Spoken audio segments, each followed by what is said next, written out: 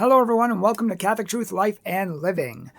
For whatever reason, my wife and I kept receiving these magazines from Glamour, like Cosmopolitan, Glamour, and they would just send them to our house for free. So I just decided to check out the wisdom of our world and our culture to see what these young ladies are being fed, and even older ladies sometime.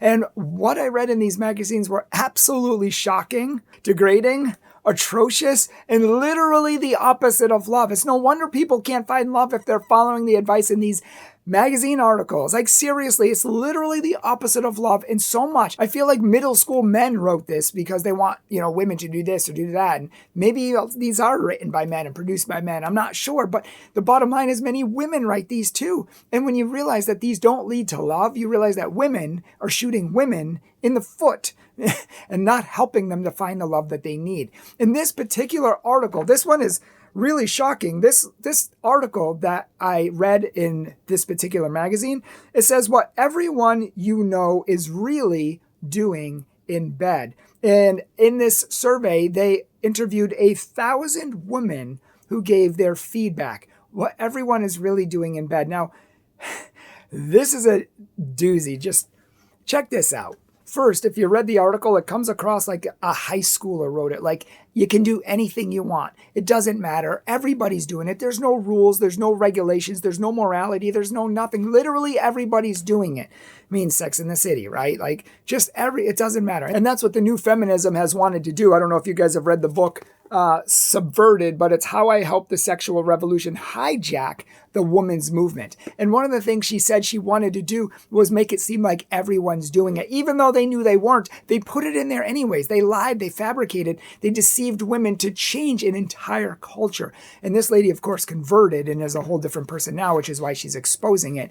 But the bottom line is it's shocking many times what you read in these articles, and many of the things just aren't true to reality or love. The article actually states this, that in some ways, our survey shows women are still conservative sexually. About half had 5 or fewer partners. Yeah. Did you get that? They're conservative sexually. About half had 5 or fewer partners. Only 5. Or like 4 or 3 or 2. Wow. Like, this is how far gone they are. I wonder how 5 could be considered conservative. I mean, considering the promiscuity of the other women in the survey, I guess 5 or 4 or even 3 can seem really conservative, even though to actual conservatives, it's actually not. The article goes on to say that a quarter of the women had between 6 and 10 partners. More than 10% had between 11 to 15 partners. And as disturbing as that is, it says that 10% had over 20 partners. So to put it in perspective, 100 women in this study had up to 15 partners. 15 partners. And another 100 had 20 or more partners. What's really intriguing is that the last 2 questions, more than half of all of the women in the survey said that it wouldn't bother them if their partners' numbers were that high. This is how far gone we've gone, people. Like, literally gone. Like, they wouldn't care if their partner had 20 other women? They wouldn't care if a man slept with like 30 other women and then them? Like, what? On what planet? Why? I mean, you don't mind that they have all these other women and then you. Like, especially if they're going to get married, okay? You get married and it's not going to be in a woman's mind that this man slept with 30 other women. Which ones were beautiful? Am I good enough? Am I performing? It's like, he doesn't even seem to be into me that much. And when you hear what's coming, you're going to know why and how this is so messed up. Now, before I even get there, notice that the article didn't offer 0 as an option. Notice it didn't even, say like, I'm waiting till marriage as an option. And we wonder why the divorce rate is skyrocketing, why people aren't getting married today, why they're not happy today, why all the statistics say that those who wait until marriage have happier marriages, better sex lives, better communication, more money, literally everything for those who wait until marriage. But the worst, these surveys are absolutely awful. And this question, I apologize in advance.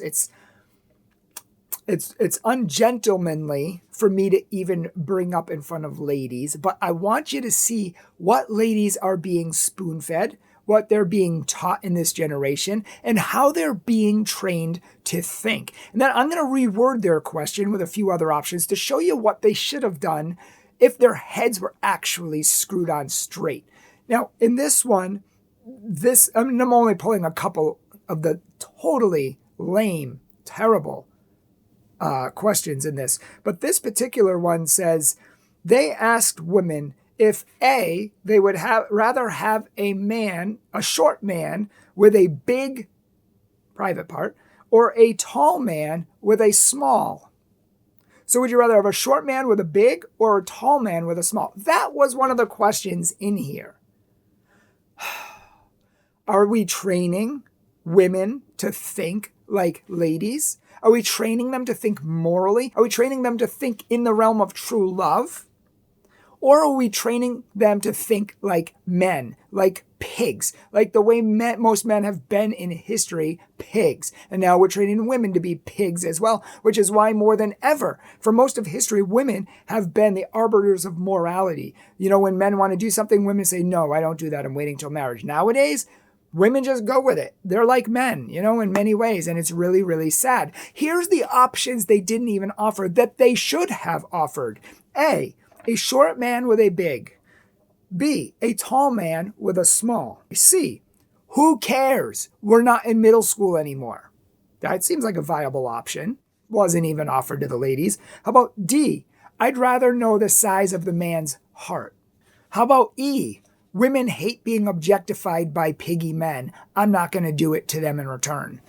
Wouldn't any of these be viable options? Wouldn't these be better options? I mean, even if you offer the first two, at least give the options for women to be ladies, to be moral, to be human and non-derogatory. I mean, how many times, there's a famous phrase for a reason, like, oh, he can't look at me above my chin. And it's like, hey, keep your eyes up, keep your eyes up. Why? Because women don't want to be sexualized. They don't want to be objectified. They don't want to be treated like pieces of meat. And that's exactly what women in this country are teaching other women to do.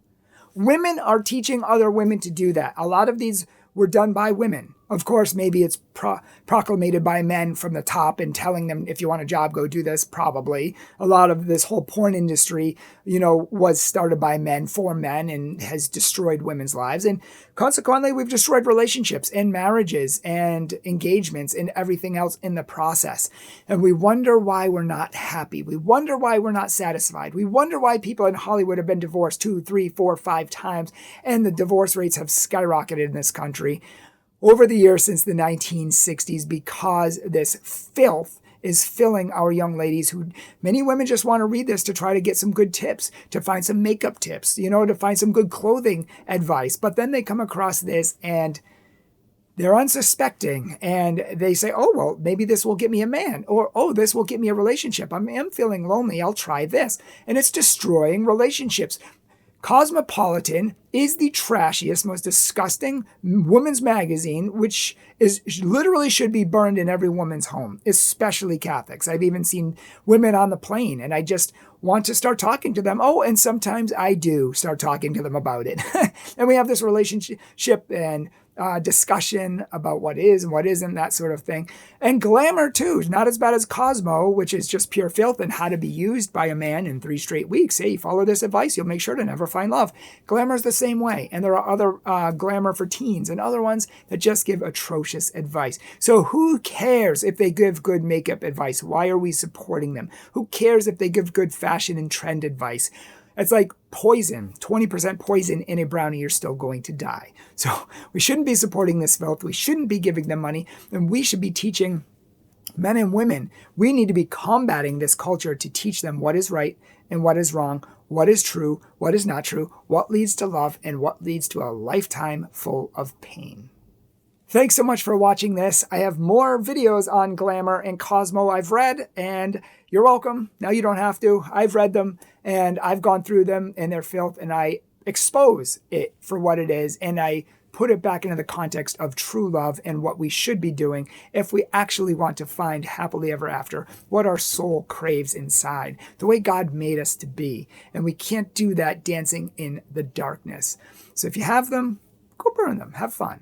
But thank you for watching. Check out our Catholic Truth Living Facebook page, Instagram page for daily inspiration on life, living, love, relationships, and all of that sort of thing. And make sure to check out our show and description notes below. And if you think this is important, then please like and subscribe to our channel and share it with the world. So important.